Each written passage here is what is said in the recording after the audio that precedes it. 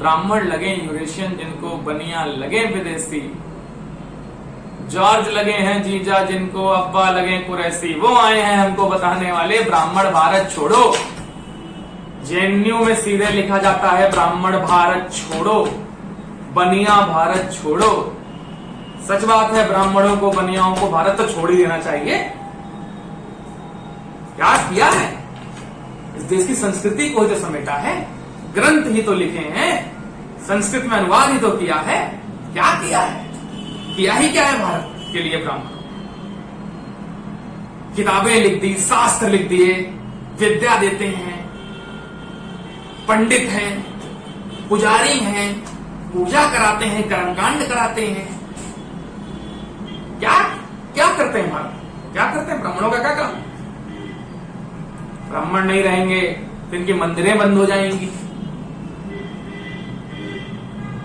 ब्राह्मण नहीं रहेंगे तो संस्कृति सभ्यताओं को आगे तक कौन पहुंचाएगा? कौन मंत्र उच्चारण करेगा?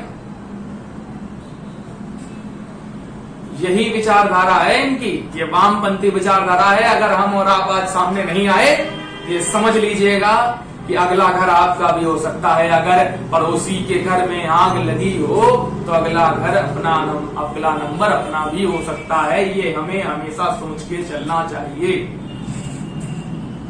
ब्राह्मणों ने क्या किया भारत के लिए? आइए बताता हूं ब्राह्मणों ने क्या किया। कुछ चुटियाधारी वाले हमारे दादा आचार्य चाणक्य, जो पूरा अकेले मगध सम्राट ढकेल दिए और चाहते तो वहां के राजा बन सकते थे, लेकिन ब्राह्मण भैया, ब्राह्मणों को लोभ कहा, उनको तो बस अपनी सभ्यता संस्कृति को बचते देखना है, इस पर कोई आंच ना है। एक आदिवासी लड़के को लाकर के सीधे राजा बना दिया। हमने आजादी में ही की लड़ाई में ही कौन सा बलिदान दिया है? ये सुनाता हूं कुछ अपने महान आजादी के लड़ाई में बलिदान देने वाले। मंगल पांडे का नाम सुना है? सबसे पहले अंग्रेजों की गोलियां खाने वाले कोई थे तो मंगल पांडे थे। रानी लक्ष्मीबाई का नाम सुना ही होगा। रानी लक्ष्मीबाई का नाम, रानी लक्ष्मीबाई की एक बात जो अभी भी उनकी किताब पढ़िए तो उसमें लिखी हुई आती है कि रानी लक्ष्मीबाई का कहना था कि अगर मेरी रगों में रक्त की एक बूंद भी बची है, अगर मुझ में आखिरी सांसें भी जिंदा हैं, तो अंग्रेजों की औकात नहीं मेरी झांसी पर कब्जा कर सके। भी कहानियां खत्म नहीं।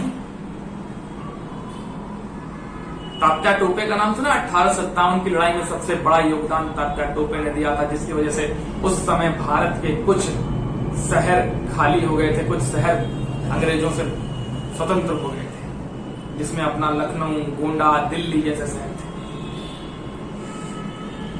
अभी कहा,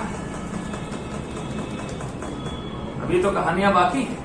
बंकिम चंद्र चटर्जी का नाम सुना है? बंकिम चंद्र चटर्जी साहब, जिन्होंने ब्रिटिश रूल को सबसे पहले कहा था कि मैं इसको नहीं मानूंगा, criticise the British rule first by Bankim Chandra Chatterjee. National slogan देने वाले, आपको कुछ नेशनल स्लोगन सुनाता हूं, सुना जरूर होगा। वंदे मातरम, वंदे मातरम। दूसरा, Swaraj is our birth right. तीसरा, सरफरोशी की तमन्ना अब हमारे दिल। पता है इसको किसने लिखा? बंकिम साहब ने, तिलक ने और राम प्रसाद बिस्मिल ने। सिर्फ यहीं तक सीमित नहीं है। भारत को सबसे पहला फिजिक्स में नोबेल प्राइज दिलाने वाले सर सीवी रमन साहब, दूसरा नोबेल प्राइज दिलाने वाले रविंद्रनाथ टैगोर साहब लिटरेचर में, तीसरा नोबेल प्राइज जो भी जल्दी में मिला है हमको सन 2019 में, कैलाश सत्यार्थी पीस। ये सिर्फ हमारी और आपकी बात नहीं है। मैं आज ब्राह्मणों की बातें इसलिए बताने आया हूं कि मैं सिर्फ ये आपको नहीं, मैं उन जेएनयू में लिखे हुए जिसकी ये हिम्मत हुई है लिखने की, उनको बताने आया हूं कि औकात में रहो। ये भारत, ये देश किसी वामपंथी विचारधारा का गुलाम नहीं है, ना था, ना है, ना होगा। और जब तक ब्राह्मणों की रगों में आखिरी बूंद जिंदा है, हमारी संस्कृति को कोई मिटा दे, वो औकात, वो औलाद पैदा नहीं, वो औकात नहीं किसी।